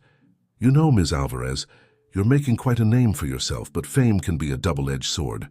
I do hope you're prepared for the attention you're attracting. Before Laura could respond, Blackwood excused himself, leaving her standing in the hallway with a growing sense of unease. As she walked across campus, her mind racing with new questions and theories, Laura couldn't shake the feeling that she was standing on the edge of something much bigger and more dangerous than she had ever imagined. Little did she know, the true test of her courage and convictions was just around the corner. For in the shadows, forces were aligning, ready to strike at the very heart of everything she and her friends had worked so hard to build. The game was changing, the stakes rising, and Laura Alvarez was about to discover just how far some people would go to keep their secrets buried. The Berkeley campus was a hive of activity as students rushed to their final exams. Amidst the chaos, Laura, Rafael, and Mateus huddled in a quiet corner of the library, their voices low and urgent. Are you sure about this, Laura? Rafael asked, concern etched on his face. If what you're saying is true, Laura nodded, her eyes blazing with determination. I'm sure. The connection between the Meridian Group and the companies we've been investigating, it's all there. And Ethan Blackwood is at the center of it. Mateus leaned in, his voice barely above a whisper. But how do we prove it? These people, they're masters at covering their tracks. Before Laura could respond, her phone buzzed with a text from an unknown number. Parking garage, level B2, 30 minutes. Come alone if you want the truth. The three exchanged wary glances. It could be a trap, Raphael said, squeezing Laura's hand. Or it could be the break we've been waiting for, she countered. I have to go. Despite their protests, Laura made her way to the parking garage, her heart pounding with each step. As she reached level B2, a figure emerged from the shadows. Jason Chen, Laura gasped, recognizing the man from the ethics committee. Chen's face was grim. Ms. Alvarez, listen carefully. We don't have much time. What you've uncovered, it goes deeper than you can imagine. The Meridian Group is just the tip of the iceberg. He handed her a flash drive. Everything you need is on here. Financial records, emails, proof of a network of corruption that reaches the highest levels of business and government. Laura's mind reeled. But why are you helping us? You thought I was one of them. Chen smiled sadly. I was once, but I can't be part of it anymore. What they're doing, it's destroying lives, Ms. Alvarez. Someone has to stop them. Suddenly, the screech of tires echoed through the garage. Chen's eyes widened in fear. They found us. You need to go now. Get that information to someone you trust. And Laura, you be careful. They'll stop at nothing to keep this quiet. As Laura sprinted towards the exit, she heard shouts and the sound of running feet behind her. Her heart pounded in her ears as she burst out into the sunlight, not daring to look back. She ran across campus, clutching the flash drive like a lifeline. She needed to find Raphael and Mateus, needed to get this information somewhere safe. As she rounded a corner, she nearly collided with Leonardo Montero. Laura? What's wrong? You look like you've seen a ghost, Leonardo exclaimed, steadying her. Between gasps for air, Laura explained what had happened.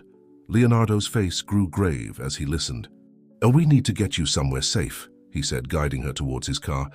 I have a place where we can review this information without prying eyes. As they drove away from campus, Laura's phone exploded with messages from Raphael and Mateus, worried about her whereabouts. She quickly texted back, assuring them she was safe and with Leonardo. They arrived at a nondescript office building on the outskirts of town. Leonardo ushered her inside and into a secure room filled with computers and surveillance equipment. My private investigation room, he explained, noticing Laura's surprise. I've been conducting my own research into the Meridian Group. I had a feeling they were connected to the investors I walked away from years ago. As they began to comb through the files on the flash drive, the true scope of the conspiracy began to unfold before them.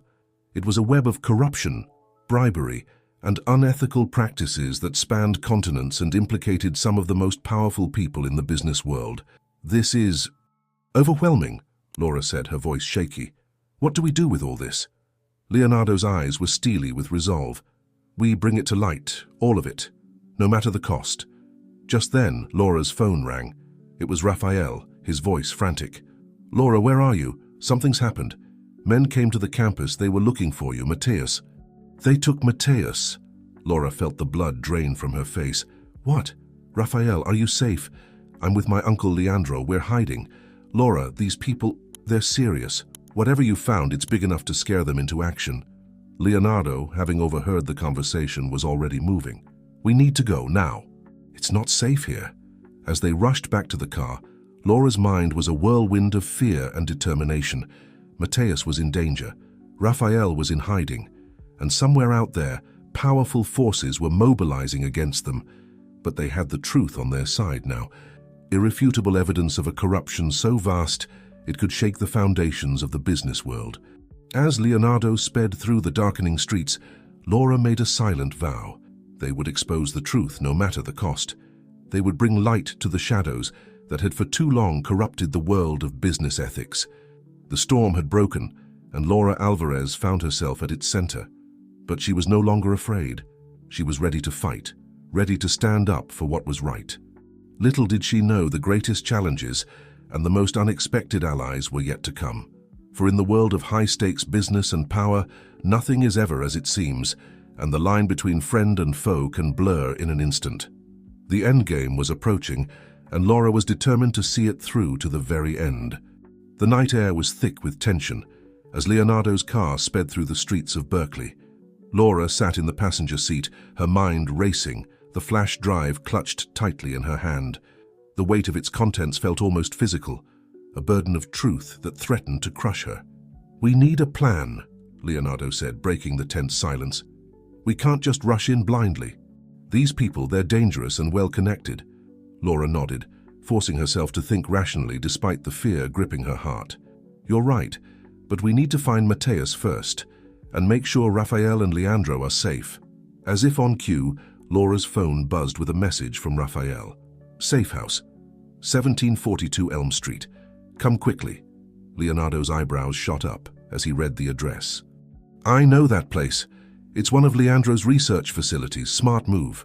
They arrived at an unassuming building on a quiet street. As they approached the door, it swung open, revealing a visibly shaken Raphael.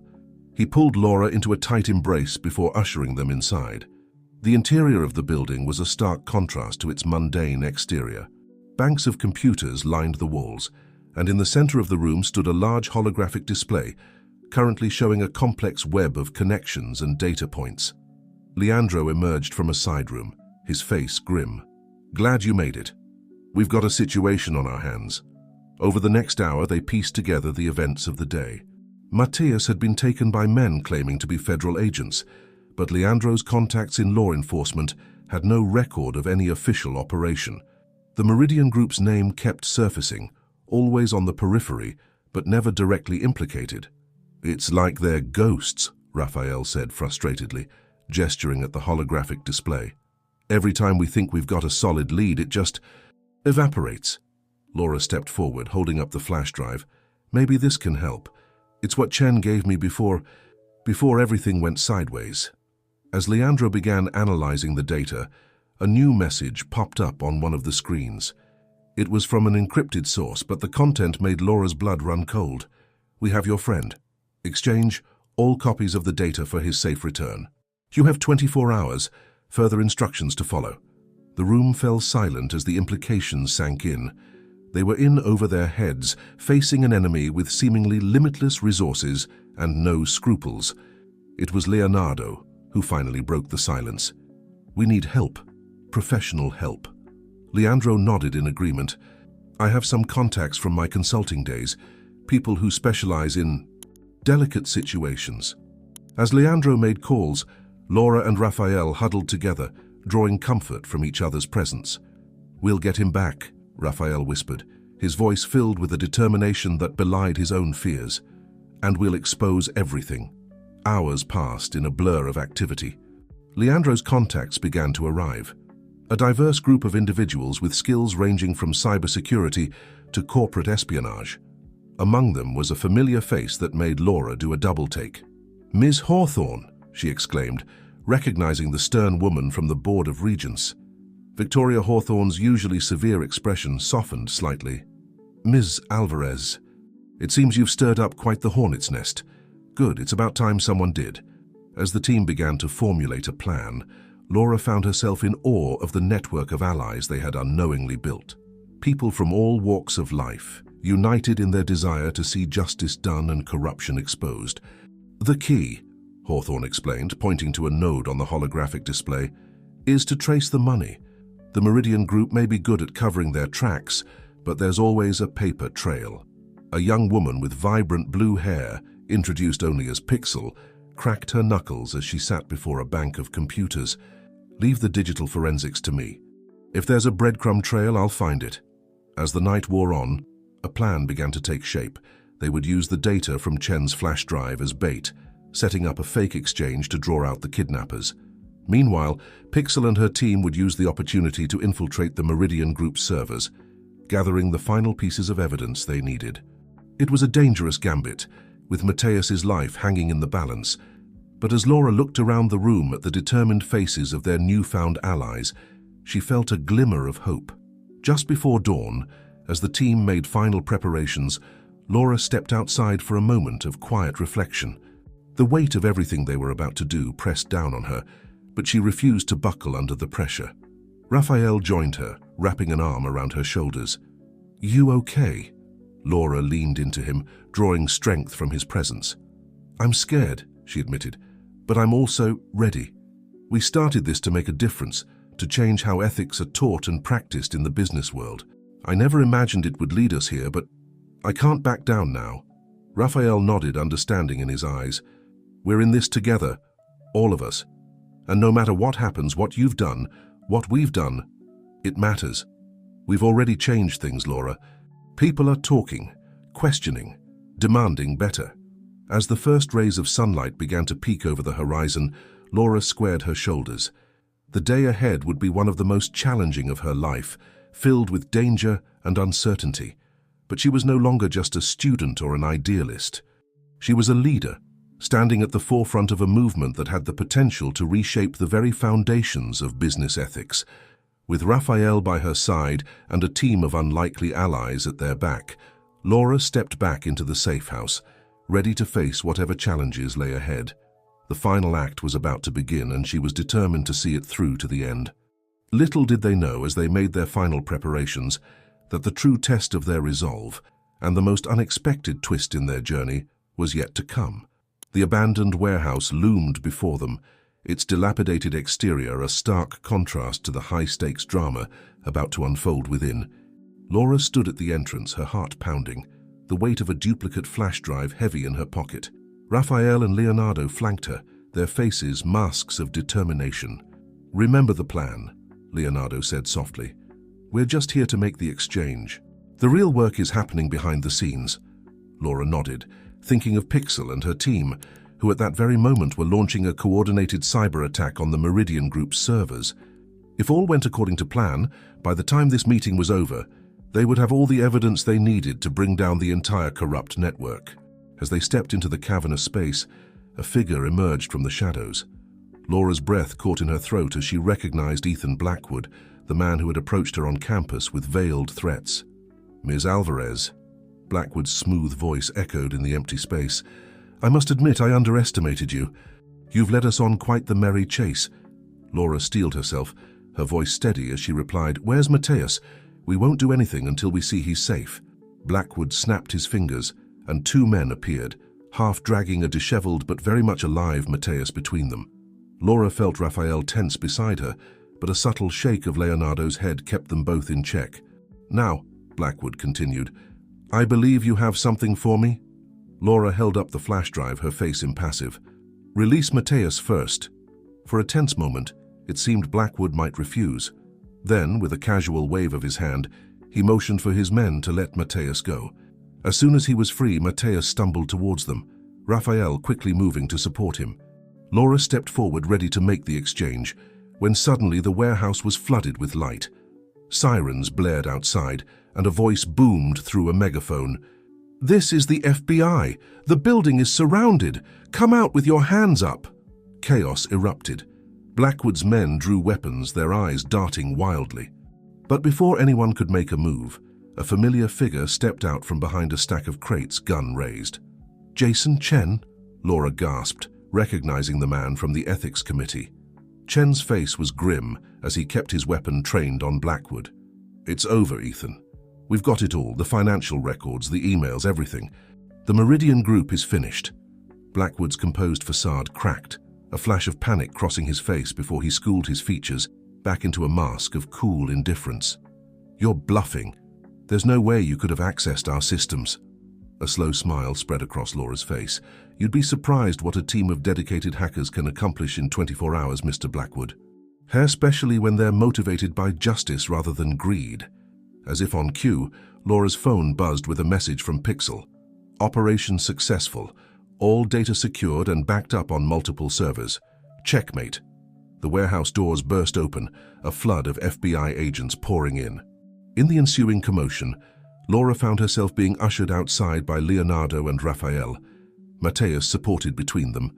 As they emerged into the daylight, Laura was struck by the scale of the operation. News vans were already arriving, reporters clamoring for information. She caught sight of Dean Harrison speaking with Victoria Hawthorne, both women looking equal parts relieved and determined. Leandro appeared at their side, his usually calm demeanor tinged with excitement. "It worked. The evidence is irrefutable. The Meridian Group, their partners, the corrupt officials, they're all going down." Laura felt a wave of emotion wash over her, relief, exhaustion, and an overwhelming sense of accomplishment. They had done it.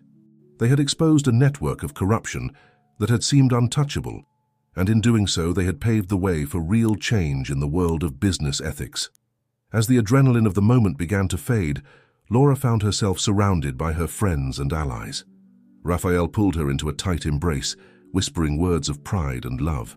Mateus, despite his ordeal, managed a weak smile, his eyes shining with gratitude. Leonardo stepped forward, placing a hand on Laura's shoulder. Ms. Alvarez, Laura, what you've accomplished here, it's nothing short of remarkable.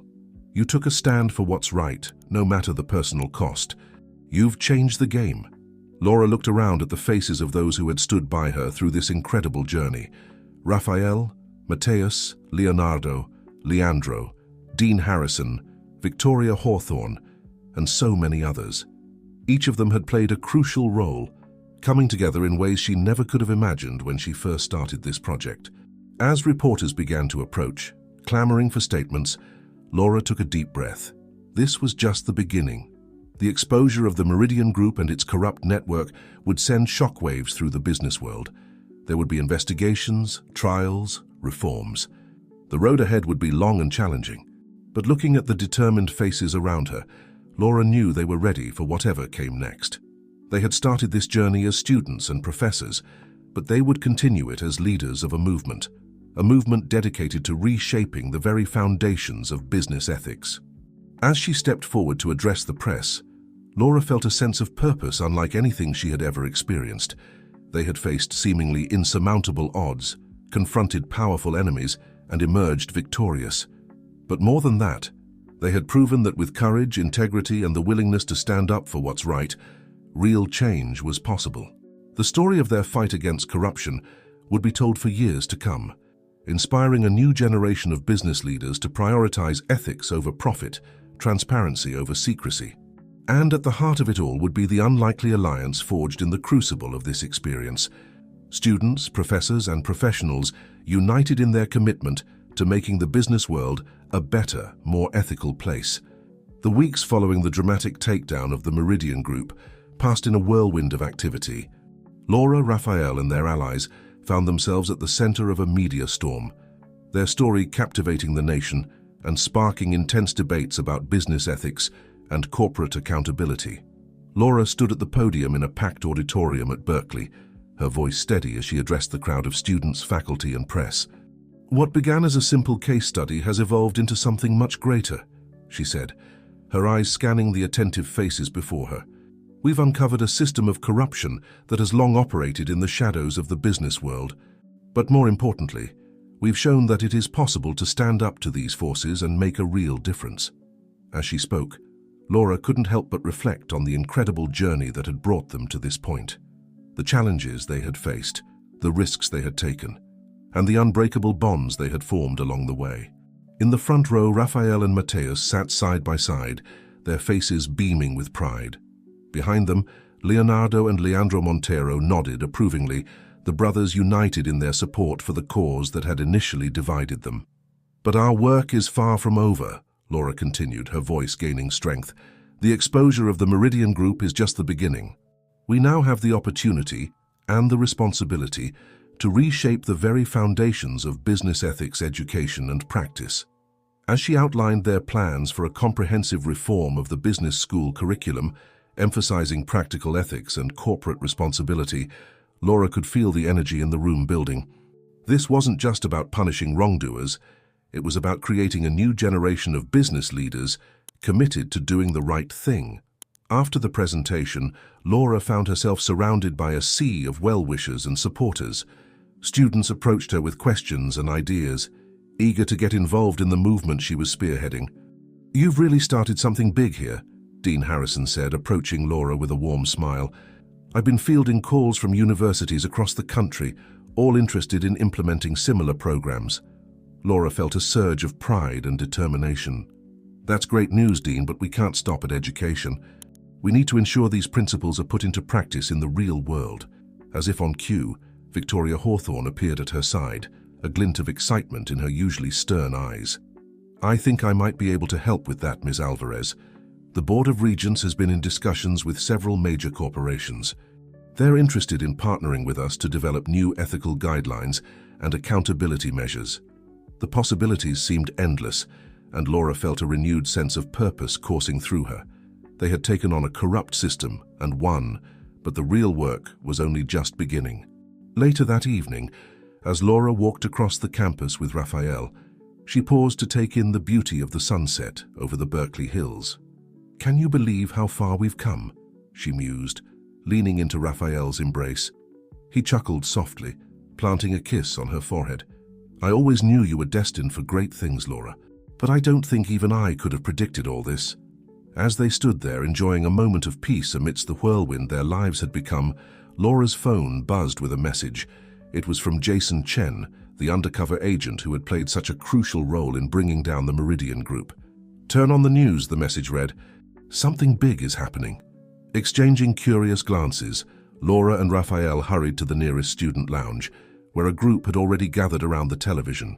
The breaking news banner flashed across the screen, and Laura felt her breath catch as she read the headline, "Global Business Ethics Summit announced. World leaders and corporate giants to convene in response to Meridian Group scandal."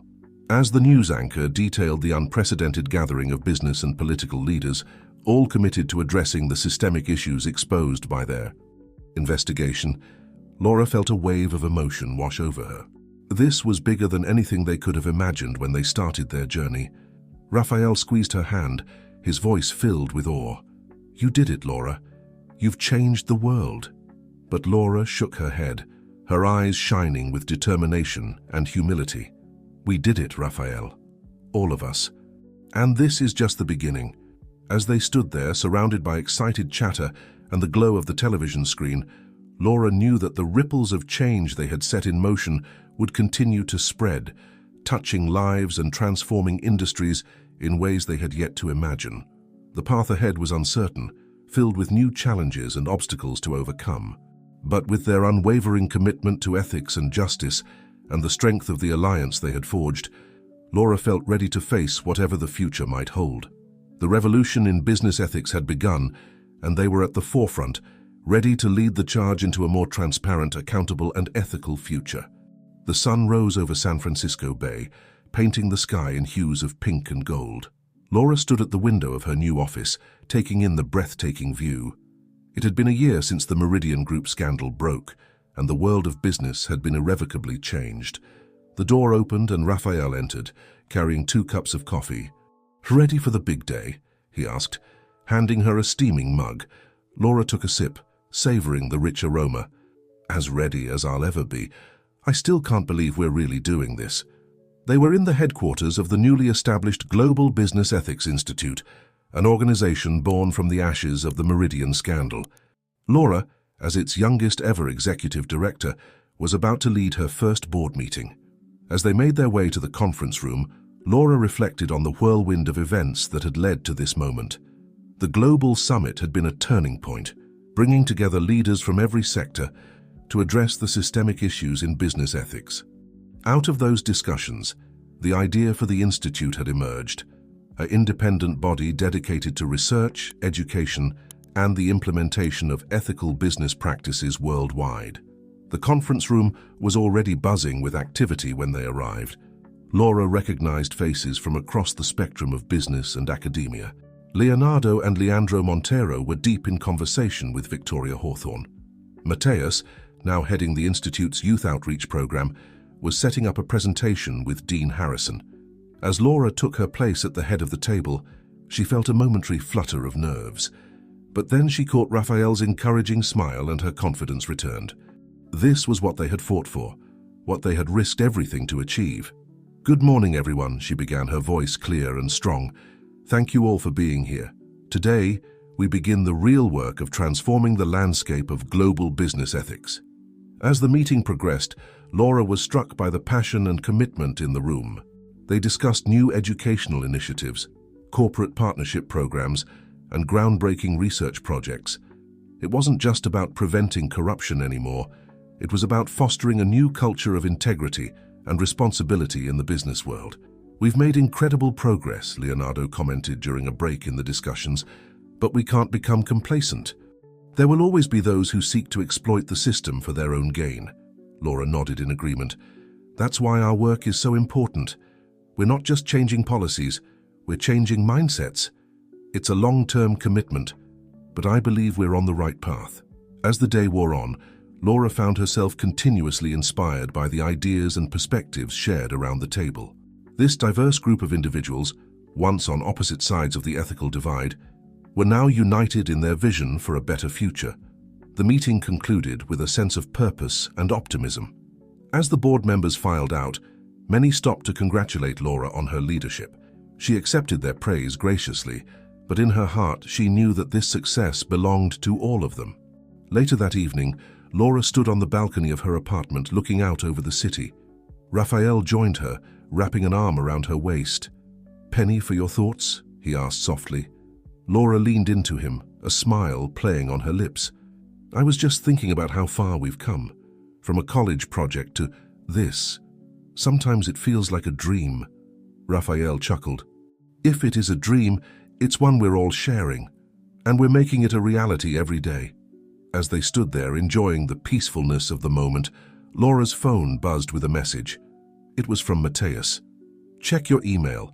You're going to want to see this." Curious, Laura pulled up her inbox to find a message from one of the Institute's international partners. As she read its contents, her eyes widened in disbelief. "Raphael, look at this," she gasped, handing him the phone. "The European Union is adopting our ethical guidelines as the basis for new corporate regulations. This is huge." Raphael's face lit up as he read the email. "Laura, do you realize what this means? The work we're doing, it's changing laws, shaping policies on a global scale." The magnitude of their achievement washed over Laura. What had started as a simple case study in a Berkeley classroom had grown into a movement that was reshaping the very foundations of global business. As they celebrated this latest victory, Laura felt a renewed sense of purpose and determination. There would be more challenges ahead, more battles to fight in the name of ethics and integrity. But they had proven that change was possible, that a small group of dedicated individuals could indeed make a difference in the world. The horizon before them was bright with possibility. Laura knew that whatever the future held, they would face it together. A united front of students, professors, business leaders, and everyday citizens, all committed to building a more ethical and transparent business world. As the sun set over San Francisco, casting the city in a warm golden glow, Laura raised her glass in a quiet toast. To the future they were building, to the challenges they had overcome, and to the unbreakable bonds of friendship and purpose that had brought them to this moment. The journey was far from over, but with each passing day, they were one step closer to realizing their vision of a truly ethical global business community. And for Laura Alvarez, that was a future worth fighting for.